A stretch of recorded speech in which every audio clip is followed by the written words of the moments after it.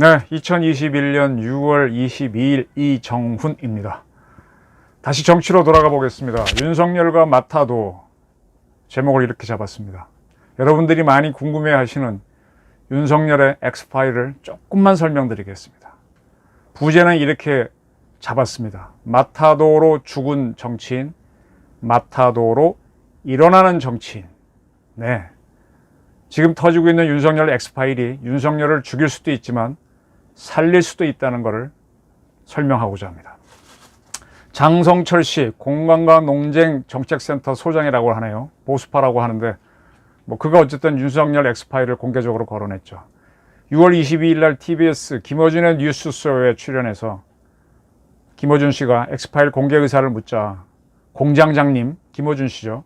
이 원하면 생태탕처럼 3일 정도 시간을 달라. 생태탕 끓이는데 3일 걸리나요? 곰탕이라면 3일인데 생태탕 3일 끓으면 완전히 녹아버릴 텐데. 그러면 여기서 다 까겠다. 그런데 조건이 있다. 법적으로 문제없게 해달라라고 얘기를 했습니다. 법적으로 문제없게 해달라. 자신 없다는 얘기죠. 해당 문건에 담긴 내용에 관련해서는 개인적인 것도 있고 처와 장모와 관련된 것도 있다. 그래서 김어준 씨가 개인적인 얘기라면 검찰 시절의 얘기냐 그랬더니 예, 윤 총장의 의혹, 처의 의혹, 장모의 의혹 세 챕터별로 의혹들을 정리해 놓고 밑에다가 이건 이렇게 공격할 필요가 있다. 이건 예전에 해명된 거다. 이런 식으로 정치적인 판단을 넣어 놓은 자료다라고 설명했습니다. 그리고 진행자 김어준 씨가 야당 의원들이 얘기한 엑스파일을 다른 거냐고 물으니까 다른 것 같다. 여러 버전이 있는데 내가 갖고 있는 것은 아무도 본 적이 없다. 그리고 어떤 기관이 개입이 있었지 않았을까라고 추측해 본다. 쉽게 얘기하면 국정원이 만든 거 아니냐. 그런 의로 이야기한 거죠. 그러니까 김어준 씨가 검찰이냐 경찰이냐라고 물으니까 아니다. 다 아니라고 얘기할 수밖에 없다. 맞아도 아니라고 할 수밖에 없다. 지금 말할 수 없다라고 하면서 살짝 흐렸죠. 예. 국정원 자료를 갖고 있었다고 하면 문제가 심각해지죠. 그럼 이 국정원이 누구의 국정원입니까? 이 정부의 국정원이라면 이 정부가 국정원이 국내 정치에 개입한 거니까 난리가 나는 거고, 과거 정권이라면 과거 정권대로 난리가 나는 거죠. 네, 상당히 위험한 발언을 했습니다. 또 검찰이나 경찰에서 윤석열 파일을 만들었다면 그건 그거대로 또 난리가 납니다.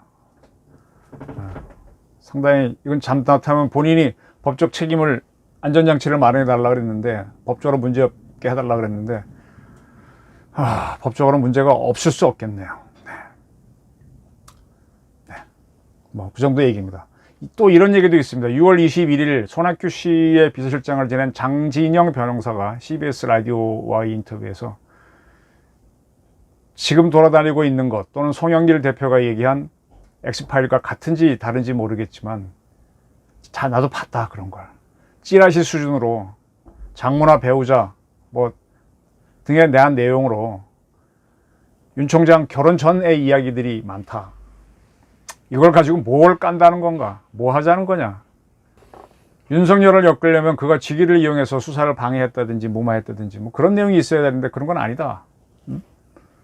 이 정도 풍설 갖고 1등 대선 후보를 낙마시킬 수 있겠느냐?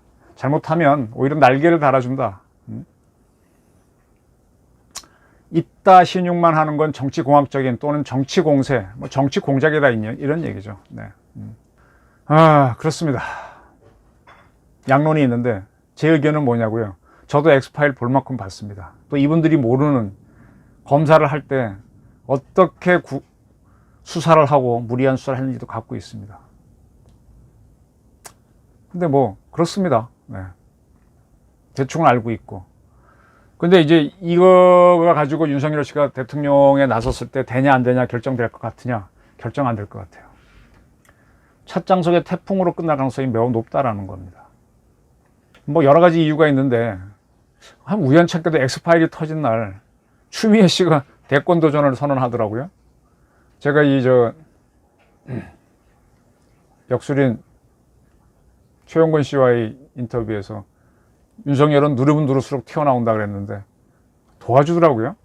참 그래서 희한하다라는 생각이 좀 들었습니다. 둘이 짜고 치나 하는 생각이 들고, 또 이재명 씨가 되는 것보다는 윤석열이 되는 게 문재인 정권한테는 좀 부담이 덜하죠. 물론 자당에서 나오면 좋지만은 자당에서 나온다고 이재명 씨가 나오면 아주 작살이 날 것 같으니까 적에 적은 친구가 되는 묘한 것도 적용이 되니까 특이한 겁니다. 윤석열 엑스파일을 바로 설명하게 되면 또 논란이 있으니까 제가 삥 돌아서 이걸 설명드리겠습니다. 역사 속에 숨어있는 스캔들, 마타도 그걸 보시면서 한번 약간의 지혜를 가져보십시오. 박정희라는 사람을 설명드리겠습니다. 박정희라는 사람은 3명의 여자가 나옵니다. 윤석열 씨는 1명의 여자가 나오는데 그 부인이 과거가 어떻다, 어디에 근무했다, 뭐를 했다, 뭐 이런 거잖아요. 예.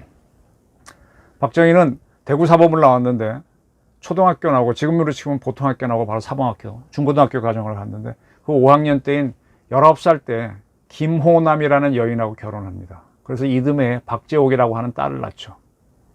그리고 이듬해에 그는 딸이 난 그 해에 학교를 졸업하고 그때는 훈도라 그러죠. 지금은 선생, 교사라 그러는데 문경 보통학교 훈도로 갑니다. 그러면 문경에 가서 집을 구해서 부인하고 살면 되는데 혼자 가서 하숙을 합니다. 부인이 싫었다는 얘기죠. 마음에 안 들었다는 얘기죠. 그러다가 거기서 작파를 하고 만주로 가서 만주 군관학교에 들어가서 졸업을 하고 만주국의 군인이 됩니다. 그리고 45년 일본과 만주국이 망하니까 할 일 없이 국내로 들어오죠. 그죠? 그래갖고 다시 고향을 찾아갑니다. 찾아가는데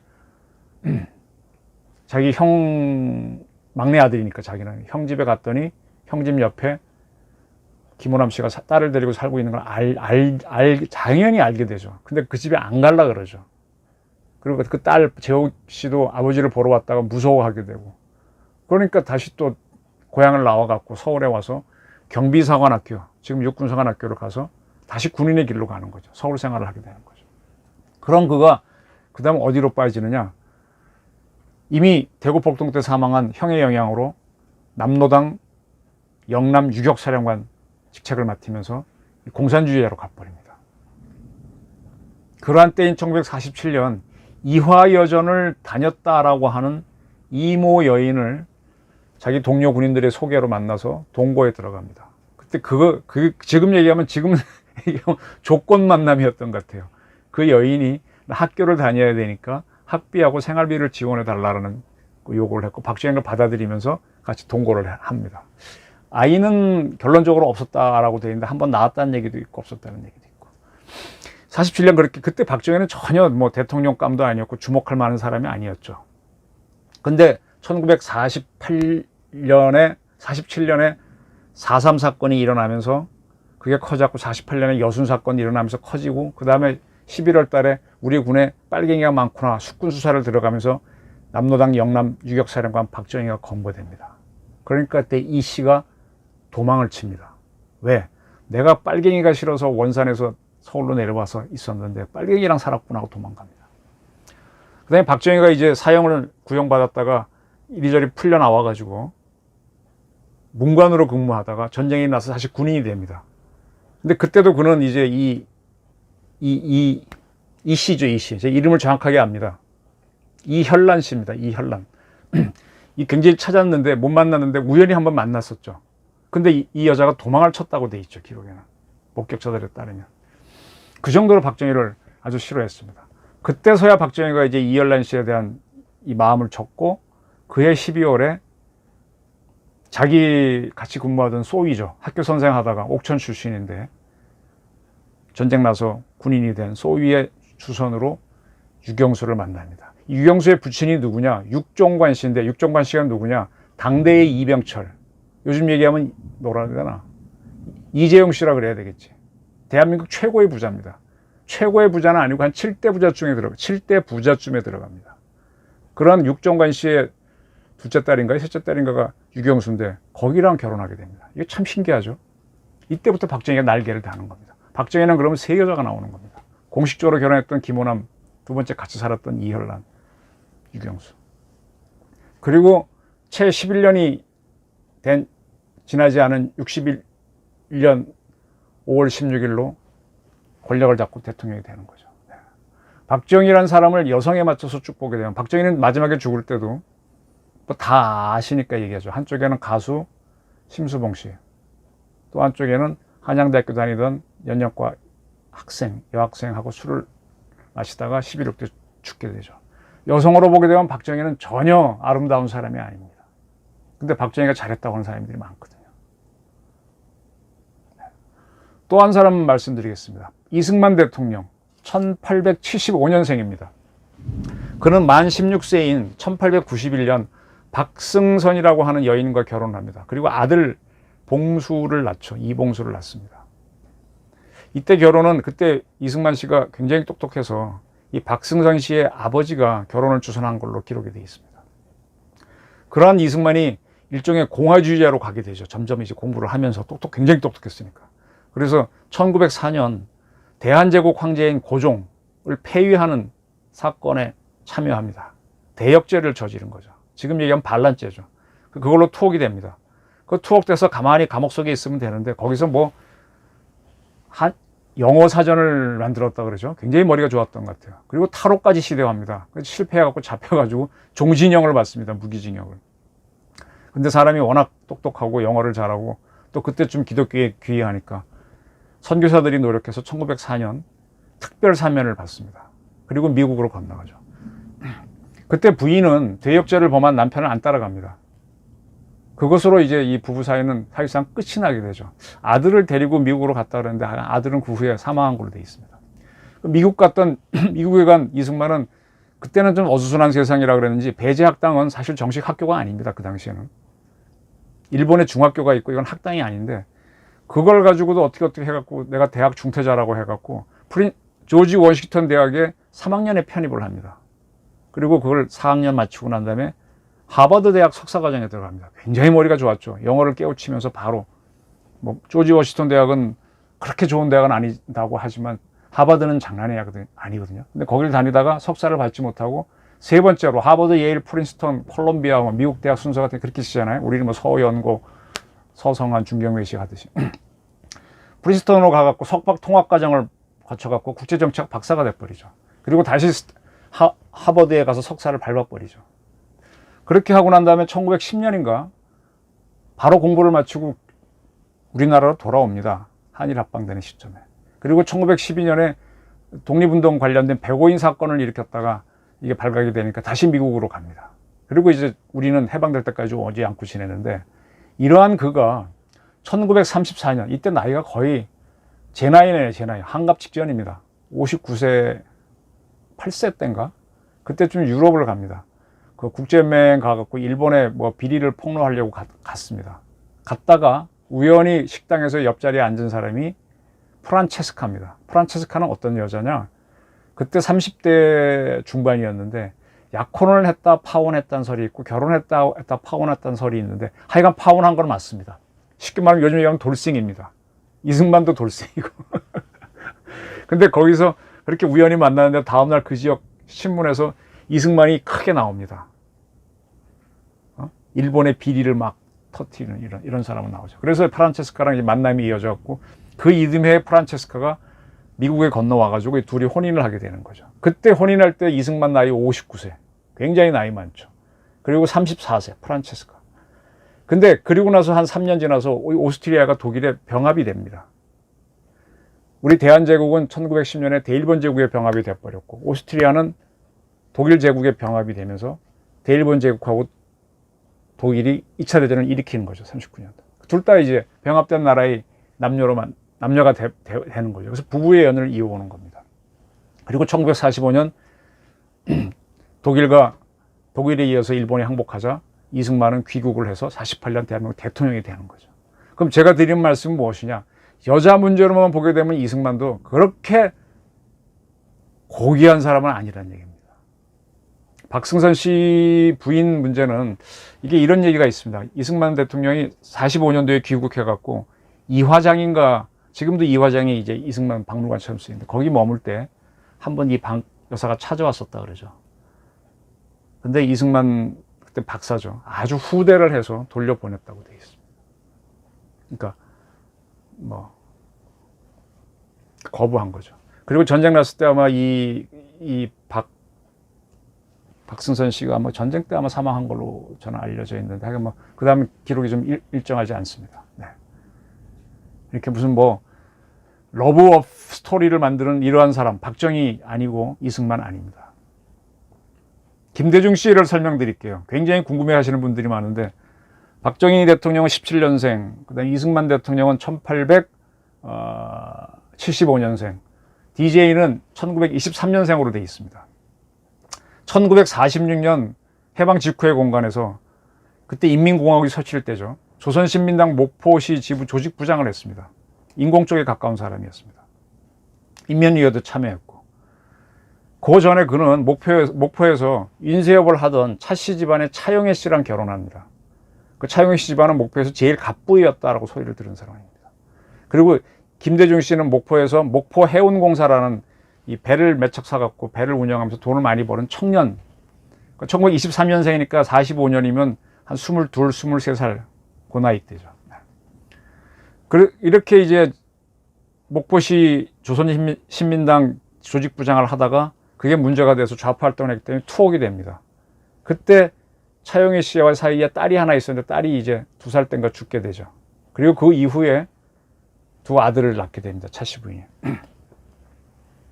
어쨌든 투옥은 됐지만 김대중 씨는 돈을 벌었고요.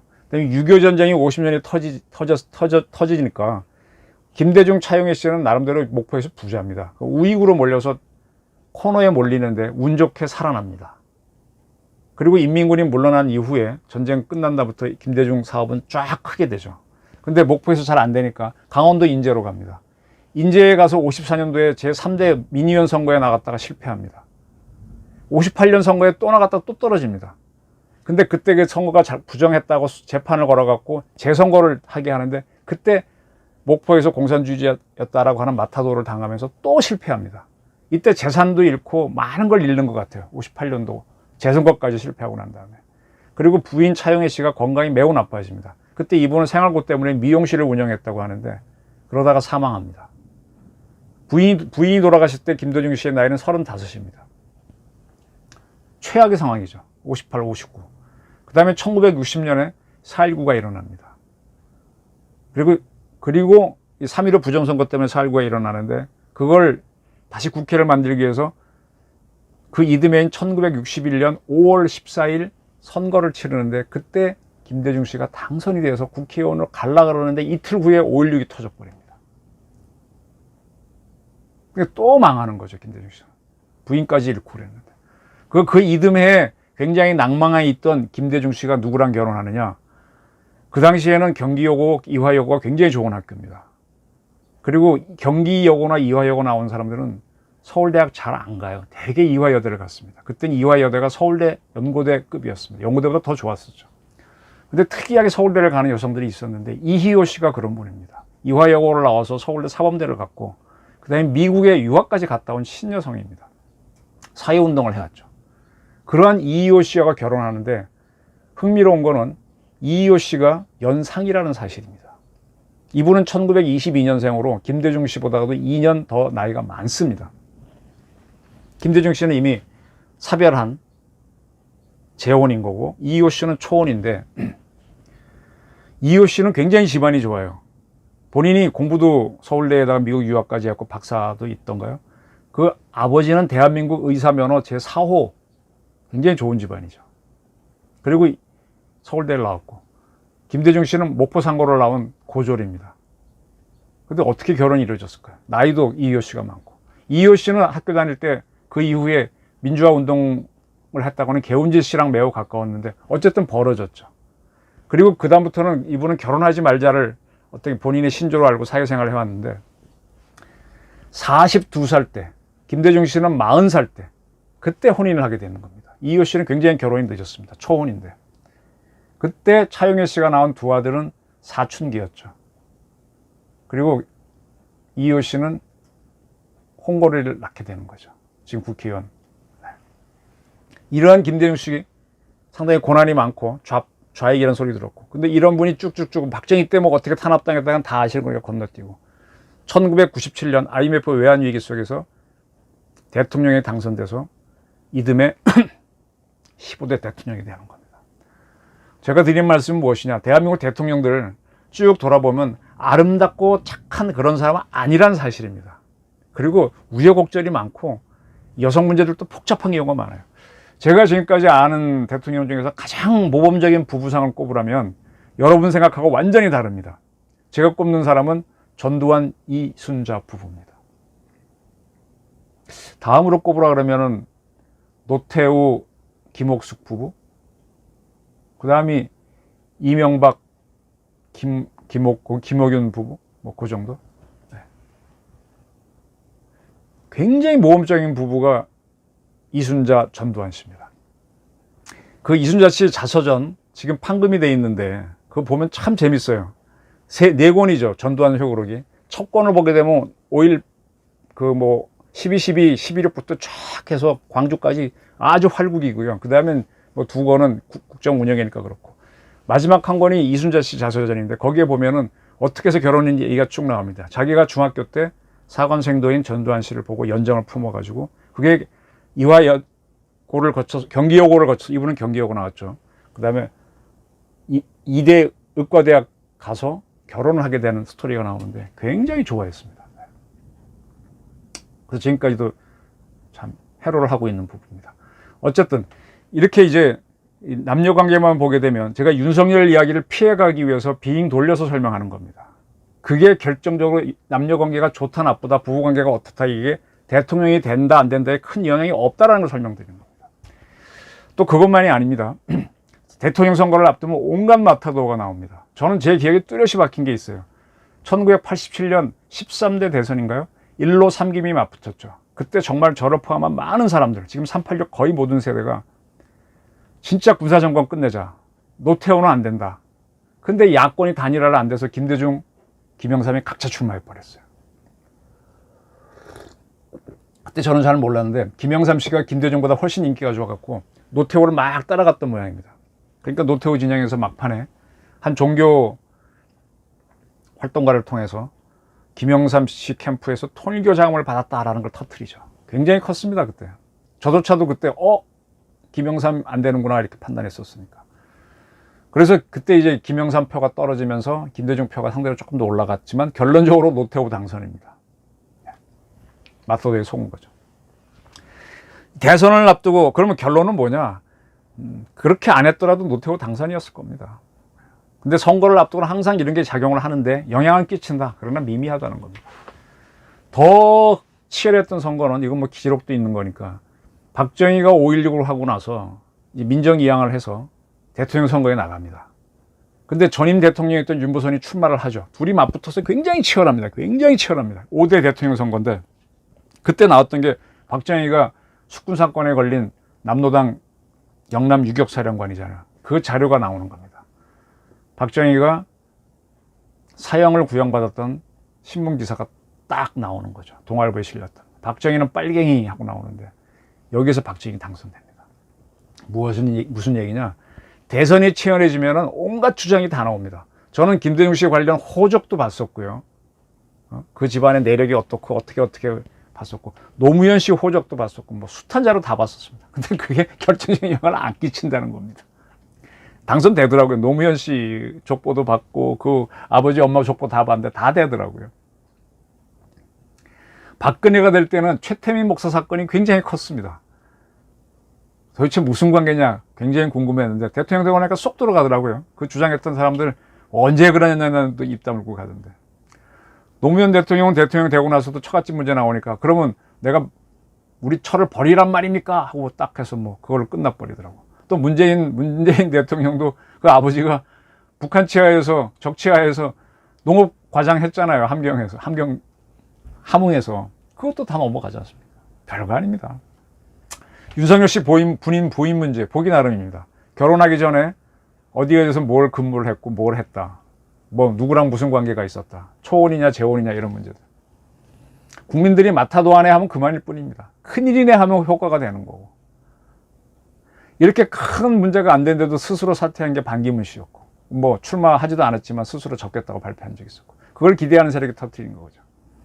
선거는요 그런 겁니다. 아주 단순해진 막판에 가면요 51대 49지만 51%만 지지해도 무조건 지지로 가는 거거든요. 그 지난 대선 문재인 씨가 대통령이 될 때 홍준표가 탈락했는데 지금 와서 하는 사람들은 그때 돼지 발정제 때문에 홍준표가 탈락했다라고 하는데 천만의 말씀입니다. 홍준표 씨도 뭐 저도 인연이 있어서 이것저것 알고 있는데 그 자기 책에 자기가 써놓은 거잖아요. 그때 홍준표하고 안철수가 단일화됐으면 얘기는 달라집니다. 단일화 안 됐기 때문에 어차피 안 되는 겁니다. 맡아도 돼지 발정제가 큰 효과 발휘한 것 같지만 그렇게 큰 소리만 컸지 그렇게 크지 않습니다. 오히려 반발의 역풍이 클 수도 있습니다. 그래서 지금 아까 그 손학규 씨의 비서를 했다 그랬나요? 무슨 변호사야? 장진정 변호사는 별거 아니다. 오히려 마타도어가 역풍을 일으킨다라고 했는데 그럴 가능성이 있습니다. 윤석열 씨 부인 문제, 장모 문제 굉장히 관심 많지만 선거에는 큰 영향 없을 수도 있고 있다면은 그걸로 정리가 되겠지만 영향이 없다면은 이제는 굳히기로 들어갈 수도 있다는 겁니다. 그래서 저는 이러한 싸움을 하지 말고 터트리를 내면 이런 걸로 하지 말고 자 국정 운영 계획을 내놔라. 어떻게 대한민국을 운영하겠다. 그러면 아까 뭐 터트린 사람이 보수인지 진보인지 모르겠대. 그 사람이 지지하는 세력이 이러한 정치를 하겠다라고 생각이 있어요. 그걸 내놓으라 이거야. 제 이정훈을 포함한 많은 사람이 판단해 보겠다 이겁니다. 약점 폭로도 좋지만 공약을 내놔라. 안보, 지금 개판인 안보를 어떻게 할래? 경제를 팬데믹 이후 어떻게 살릴래? 그리고 완전 불법 덩어리인 이 탈핵 정책은 어떻게 할래? 그리고 이 정권이 만든 적폐를 어떻게 청산할래? 이재명도 내놓고 다 내놔라. 이걸 요구하셔야 됩니다. 마타도어는 쭉 지켜보시고 너무 심하다 그러면 받아들이시되 지금 필요한 거는 능력이니까. 네. 그래서 저는 추미애 씨가 나오고 이렇게 해가지고 이 마타도어가 어떻게 갈까 이렇게 되면 최영건 씨 예측을 다시 한번 볼 수밖에 없는 그 윤석열의 운이 어떤가 궁금해지는데 하여간 그렇습니다. 마타도는 굉장히 요란하지만 마타도로 죽는 정치인이 있고 죽지 않고 살아나는 정치인이 있다. 그걸 기억해 주시기 바랍니다. 경청해 주셔서 감사합니다.